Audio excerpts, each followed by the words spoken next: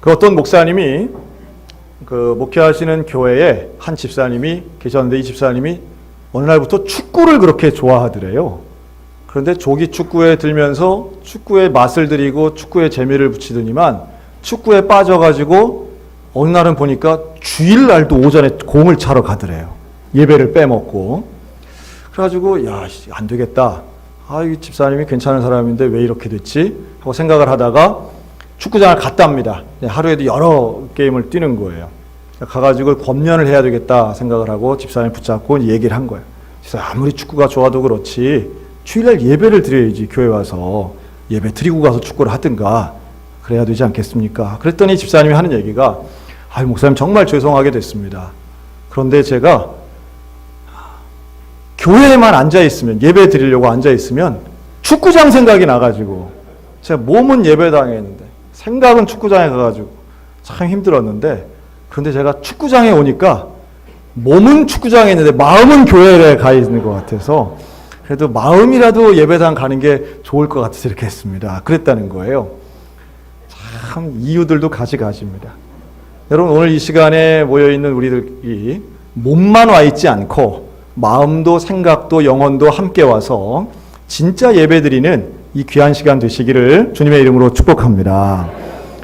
오늘 읽은 이 얘기는 너무 유명한 얘기죠. 사마리아 여인의 이야기입니다. 사마리아 지역에 있는 수가성이라고 하는 그곳에 있는 여자 이야기인데요. 이 여자하고 예수님이 만나신 거예요. 사실은 예수님 만나면 사람들이, 한번 제가 질문할까요? 여러분, 예수님 만나면 친절하게 여러분들이 대해드리겠어요? 아니면 퉁명스럽게 대해드리겠어요? 자, 우리 옆 사람 보고 친절합시다. 친절합시다. 그런데 이 여인은요, 예수님을 만났는데 나오는 말이 곱지가 않은 거예요. 친절은커녕 아주 퉁명하고 차갑고 쌀쌀맞게 이야기합니다. 예수님이 이 여인은 지금 여기에 물을 뜨러 왔어요. 이 우물에 왔으니까 물을 뜨러 온 거죠. 상수도 시설이 없던 그 시절에는 집에서 누군가는 와서, 어린이나 여인들이 와서 일일이 다 물을 떠가야 음식도 하고 생활용수로도 쓰는 겁니다. 그런데 이 여인은 다 아시는 것처럼 다른 사람들이 오는 새벽 일찍이나 아침에 오지 않고 한낮에 태양이 가장 뜨거운 정오 정도에 온 거예요. 왜 그랬을까요? 사람들 만나기 싫은 거죠. 이 여인에겐 사연이 있습니다. 그런데 사람들과 부딪히고 이 우물가에서 다른 여인들 만나는 게 부담이 됐던 거예요. 그러니까 사람 만나기 싫어서 이 시간에 혼자 왔는데, 글쎄 낯선 남자가, 그 예수님이지요, 나한테 말을 거는 거예요. 예수님이 아주 점잖게 말을 겁니다. 뭐라고요? 나에게 물을 좀 주시오. 어디 동화에 나오는 얘기 같지 않습니까? 지나가는 나그네가 물 한 잔 마실 수 있습니까? 그럼 우리나라 같았으면 버드나무를 훑든지 했겠는데, 사실은 이때에도 이 지역의 문화권은 나그네를 잘 대접해야만 되는 겁니다. 낯선 남자라고 경계하는 게 아니라 지나가는 나그네를 떡을 주든 밥을 주든 잠자리를 제공하는 정도까지의 친절을 베푸는 게 유대의 율법이고 사마리아인도 다 그렇게 살아요. 그런데 이 여인이 뭐라 그러냐면, 당신 보아하니 유대 사람 같은데, 남쪽 지방이에요. 유대 사람 같은데 북쪽 지방이 사마리아 사람인 나한테 왜 말을 겁니까? 이렇게 얘기하는 거예요. 당시의 이 배경을 좀 아셔야 되는데, 사마리아와 유대는 사이가 그렇게 좋지 않습니다. 유대인들이 볼 때는 사마리아 지역에 사는 사람들은 하나같이 영적으로 타락한 사람으로 봤던 거예요. 반면 사마리아 사람들이 볼 때 유다 사람들은 우리를 무시하는 교만한 사람으로 보는 겁니다. 아무리 그래도, 아무리 유다 아니라 누구라도 지나가는데 물 좀 달라고 하는데 그거를 안 들어준다는 거는 상당히 이 여인의 마음이 친절치 않았다는 것을 볼 수 있죠. 그러니까 우리 이렇게 볼 수 있습니다. 명동에 있는데 누가 와서 그러는 거예요. 저기 소양교회 가려면 어떻게 가야 됩니까? 그런데 그 스마트폰 알아봐요 하고 그냥 간다면, 왜 나한테 물어봐요 하고 지나가면 그 마음이 그런 비슷한 뉘앙스에 아주 쌀쌀맞은 거죠. 그러면 다음 대화를 또 이어가기가 쉽지 않죠. 말하기 싫어요. 그런데 예수님은 그 여인에게 대화를 포기하지 않고 그 다음 대화를 이어가십니다. 뭐라고 말씀하느냐 하면, 당신이 만일 내가 누군 줄 알았다면 나한테 구했을 것이고 그가 생수를 당신에게 줬을 겁니다. 지금 내가 물 달라고 얘기하지만 진짜로 내가 물이 필요해서 하는 게 아니라 대화를 시작하기 위해서 한 거고 진짜 물은 내가 당신에게 주는 겁니다. 그랬더니 이 여인이 물을 그냥 물로 들은 거예요. 그래서 뭐라고 얘기하냐? 아니 당신 보니까 바가지도 하나 없이 뭘 나한테 물을 준다고 합니까?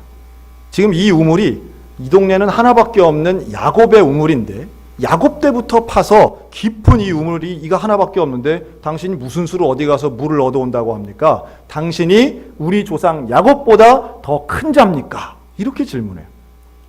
여러분 이 얘기를 고분고분 했겠습니까? 목에 핏대를 세우고 눈에 핏발을 세우고 했겠어요. 아주 턱을 치켜들고 뭐 어디서 잘난 소리예요 하고서는 따닥따닥 얘기하는 거예요. 아마도 옥타브도 좀 높고 그 위압적인 모습으로 했겠지요. 여러분 이런 분들이 있어요. 예수님은 분명히 친절하고 아주 상식적으로 이야기를 하는데도 또 좋은 의도를 가지고 예수님은 대화를 시작하는데도 상대방은 좋은 의도 따위는 안중에도 없습니다. 처음부터 방어적이고 공격적인 그런 태도를 가지고 사람과의 정상적인 관계를 유지하기 어려운 분들이 계세요. 아까도 오늘 참 잘 오셨습니다 이렇게 인사할 때 우리 얼굴이 어때요? 당연히 웃으면서 인사하잖아요. 그런데도 한 4분은 어떻게 하는지 아세요? 이렇게 계십니다. 네. 제가 또 4명이라고 하니까 목사님 또 나를 찍어 이렇게 하시면 안 되고 그냥 평균 한 4명쯤 있다 이렇게 생각하시면 됩니다. 그 무슨 차이일까요? 왜 누구는 반갑게 인사를 하는데 왜 누구는 쳐다도 보기 싫고 그저 나한테 말 거는 것 자체가 싫은 분들이 있어요. 그러면서도 예배당 오거든요. 이런 분들은 대개 눈도 잘 마주치지 않으려고 합니다. 왜 올까요? 왜 그러한 불편한 마음과 태도를 가지고도 이곳에 왜 올까요? 여기에는 이 사마리아 여인과 비슷한 이유가 있다고 저는 봅니다. 이 여인이 원래 나빠서 악해서 예수님에게 불친절한 게 아니에요. 이 여인의 마음에는 사람에게 친절을 베풀 여유가 없는 거예요. 그리고 자신의 본심을 숨겨야만 하는 아픔들이 있었던 겁니다. 저는 그래서 특별히 교회에서 예배 드릴 때 이렇게 얼굴 딱 굳어져 있고 이렇게 자꾸 사람들 쳐다 못 보는 이런 분들을 볼 때마다 더 기도가 많이 나옵니다. 하나님, 저분에게 어떤 사연이 있는지는 모르지만 저런 얼굴빛을 하고라도 예배당에 나와야 하는 간절함이 있는 저분을 하나님 만나 주시옵소서. 여러분 어떤 기대감을 가지고 이 시간 이 자리에 나오셨습니까? 예배당에 나와 예배를 드릴 때에 아마 몇 가지가 있을 거라고 생각이 들어요. 어떤 분들은 기대감이 하나도 없는데 습관처럼 나오시는 분도 있을 거라고 봅니다. 또 어떤 분은 별로 가고 싶지 않은데 누가 강권하니까 그냥 따라오신 분도 계실 거예요. 뭐 나쁜 짓 하는 거 아니니까 한번 가보지 라는 분도 계실 수 있습니다. 하지만 오늘 이 시간, 이 짧은 시간을 통하여 사마리아 여인이 변화되었던 것처럼 오늘 이 예배의 자리를 통해 우리 인생에 놀라운 변화가 일어날 수 있음을 믿습니다. 그 변화는 예수 그리스도를 만남에서부터 시작됩니다. 그 마음이 불편하고 그 마음에 아주 별로 편하지 않은 그런 마음이 가득했음에도 불구하고 예수님을 만나며 이 여인이 계속 대화를 이어갑니다. 물이 어디 있어서 나한테 물 준다고 합니까? 이렇게 얘기를 할 때 예수님이 유명한 말씀이죠.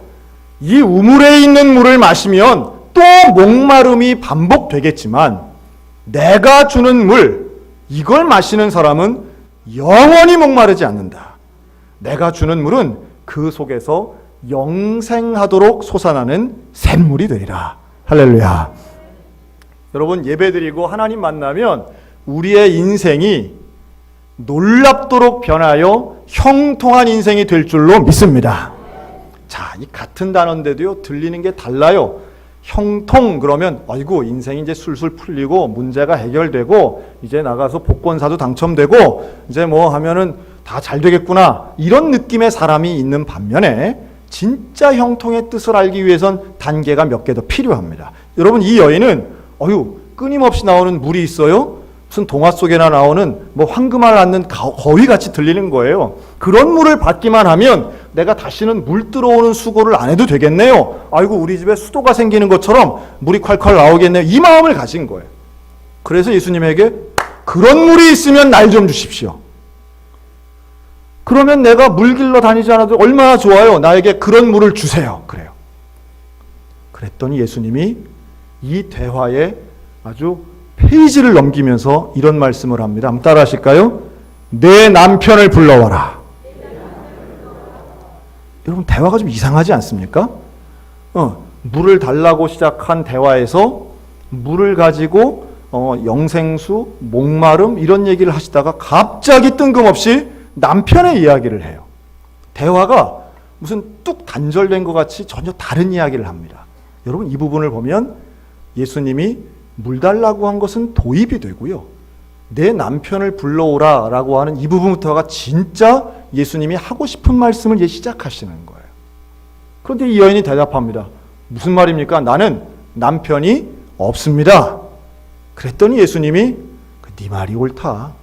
네가 남편이 5명이 있었는데 지금 있는 그 사람도 네 남편이 아니니 남편이 없다고 말하는 네 말이 참되도다.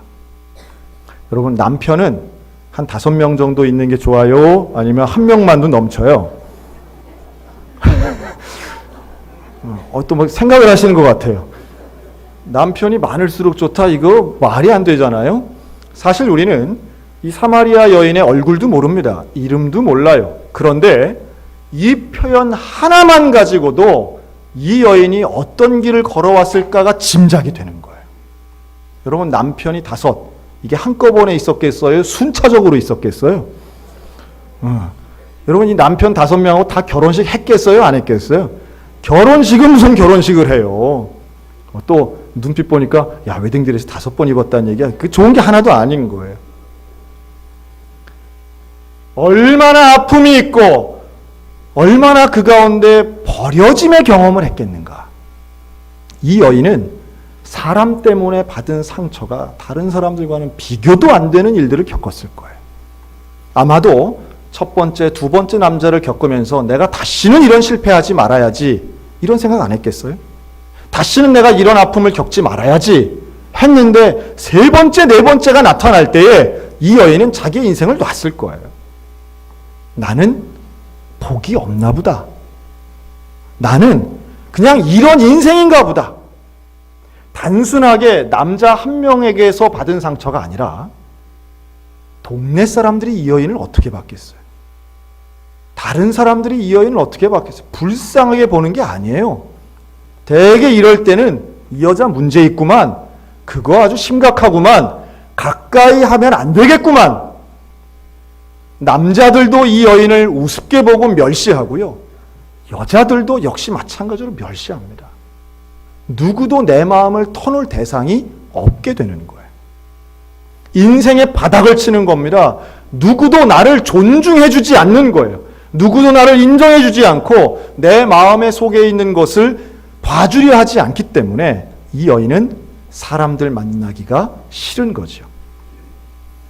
그런 상태이기 때문에 누가 나에게 말을 걸어도 퉁명스럽게 나가고 날카롭게 대응하게 됩니다.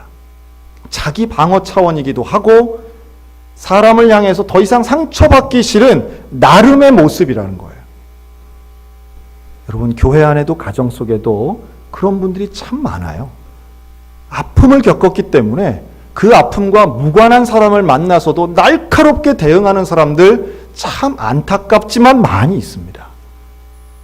저는 오늘 이 안에도 그런 분들이 얼마든지 있다고 저는 봐요. 사람을 믿지 못해요. 자기 스스로를, 자신을 사랑하지 못해요. 스스로가 자기를 비참하게 생각하고 자기를 자기가 원망해요. 그런 사람에게서는 자존감도 찾아볼 수 없고 다른 사람을 존중하는 것도 다른 사람을 배려하는 것도 사실은 찾아보기 어렵습니다. 상처받은 영혼이죠. 그런데 이 여인을 예수님이 찾아오신 거예요. 그리고 네 말이 옳다라고 이 여인의 말을 인정해 주십니다. 누구보다도 이 여인이 숨기고 싶은 것을 가장 잘 아시는 예수님이 내 남편이 지금 있는 사람도 네 남편 아니야. 그러니 네 말이 옳아. 나는 너를 알아. 나는 너를 알고 있고 나는 너의 진심을 알고 있고 나는 너의 아픔을 알고 있다. 여러분, 이 여인의 태도가 달라집니다. 얼마나 뜨끔했겠어요. 남편 다섯이 있었던 걸 아는 이 낯선 예수님의 모습 보고 깜짝 놀랍니다. 그리고 뭐라고 하느냐 하면 주여! 주여! 이렇게 시작해요. 주여, 내가 보니 선지자 같습니다. 당신은 선지자 같아요. 아유, 내가 사람 잘못 봤네요. 아이고, 내가 괜히 괜한 소리들 했네요. 당신은 주님이고 선지자 같습니다. 그러면서 그 다음 질문은 뭐라고 질문하느냐? 오늘 본문이죠. 우리 조상들은 이 산에서 예배하였는데 당신의 말은 예배할 곳이 예루살렘에 있다 하더이다. 와, 지금까지 우물가에서 물 뜨는 얘기하다가 남편 얘기를 하니까 갑자기 이 여인의 근본적 관심사가 하나 툭 튀어나오는데 바로 예배에 대한 이야기를 합니다. 제가요, 저는 낯선 사람들이랑 이렇게 얘기할 때 그런 기회가 사실은 뭐 많지는 않습니다. 우리 교회에 오시는 분들 말고 일반 사회생활 속에서 낯선 분과 얘기하는 경우는 사실 좀 드문데요. 그런데 제가 참 감사하게도 제가 어느 때에 사람들이 저에게 좀 관심을 가져주냐 하면 제가 휴대폰을 꺼내면 관심을 가져주시더라고요. 이런 휴대폰을 쓰시는 분이 이렇게 많지 않잖아요. 네. 그래가지고 제가 이제 몇 년 된 얘기인데요. 제가 이제 쓰던 컴퓨터를 고치려고 컴퓨터 가게를 가서 사장님하고 얘기하는데 제가 우연히 이걸 꺼냈어요.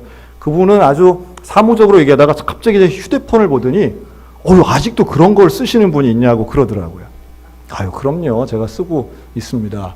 그랬더니 하여튼 참고로 말씀드리면 제가 쓰는 018은 현재 대한민국 국민 한 19,000명 정도가 쓰고 있습니다. 아직도 있어요.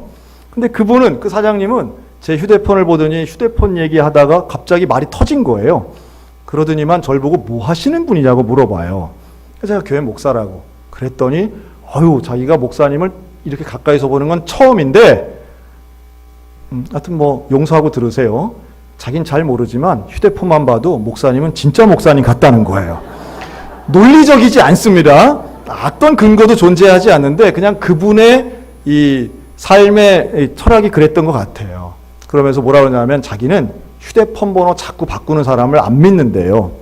그런데 목사님 같은 사람 보니까 휴대폰 번호 최소한 25년 됐을 텐데 자기는 신뢰한다는 거예요. 그러면서 그 교회는 한번 가볼 만한 교회겠네요. 그러더라고요. 그러면서 저한테 무슨 질문을 하느냐 하면 인생의 진리는 무엇입니까? 제가 깜짝 놀랐습니다.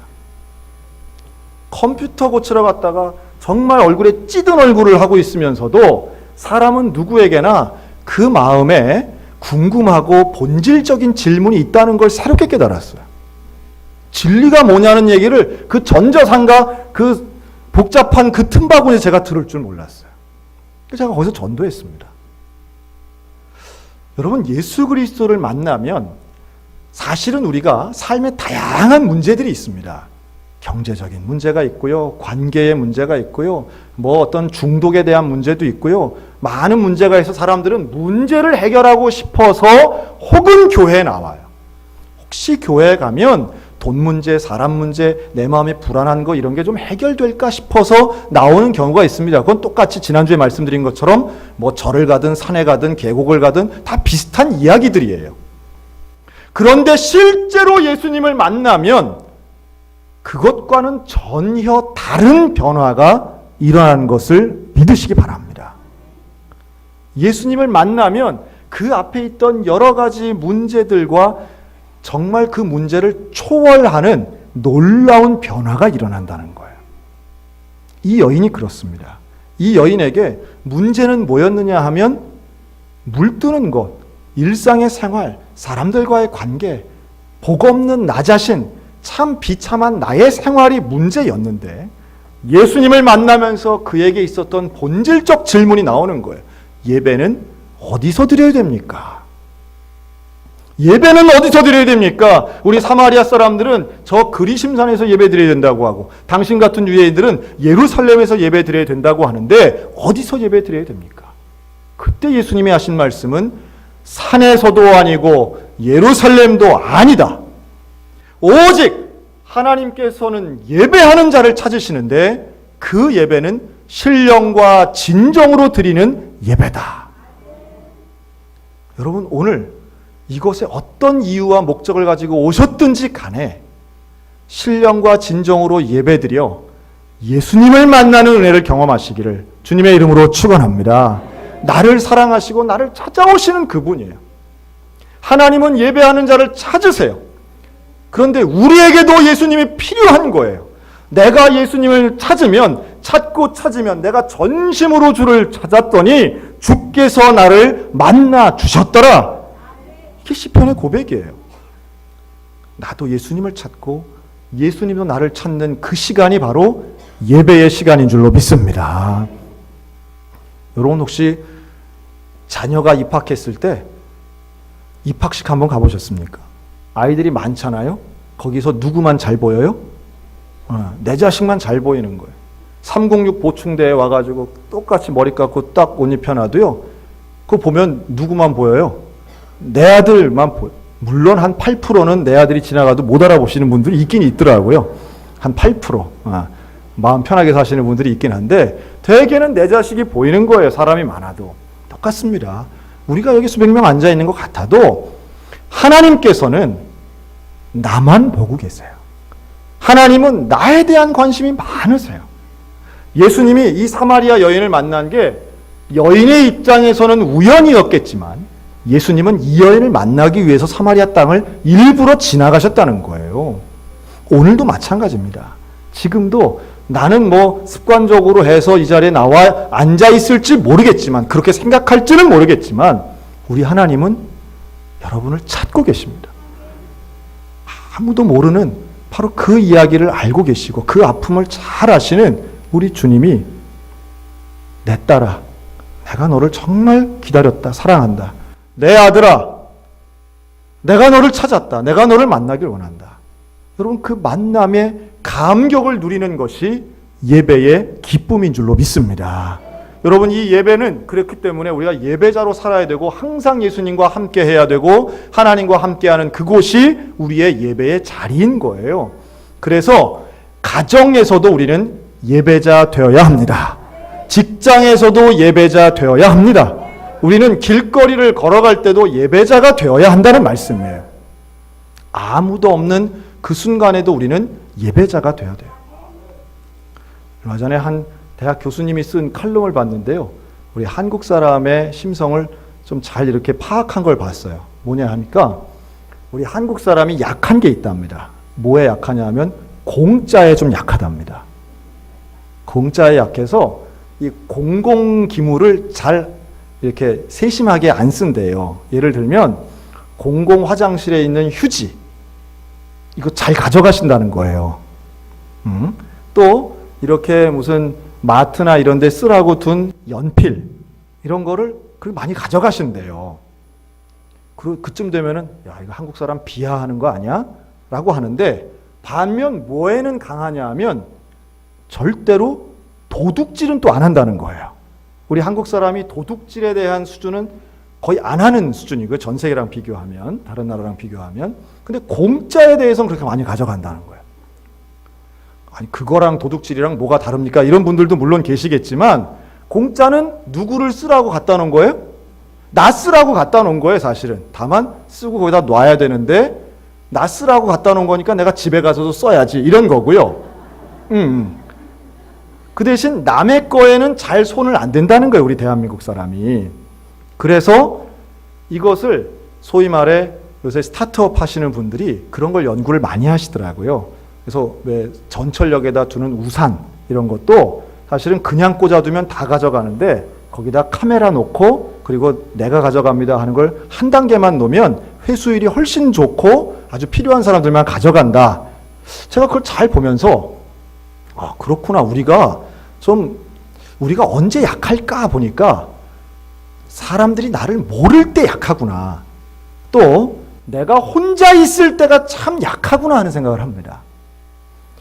모르는 사람 속에 있을 때에 그때에 함부로 행동하는 것이 아니라 그때에 예배자답게 살아가는 사람이 하나님을 만나고 하나님을 기쁘시게 해드리는 사람이 될 줄로 믿습니다.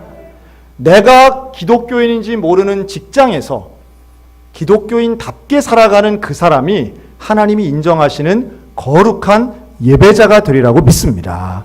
오늘 우리들에게 주신 중요한 사명이고 약속인 거예요. 그렇게 예배자로 살아갈 때에 우리의 삶은 분명히 변합니다. 우리의 삶이 존경받는 삶이 되고 기쁨과 감사의 삶이 되고 의미가 있는 삶이 된다라고 하는 거예요. 그럼 이제 이런 질문을 할 수 있겠죠.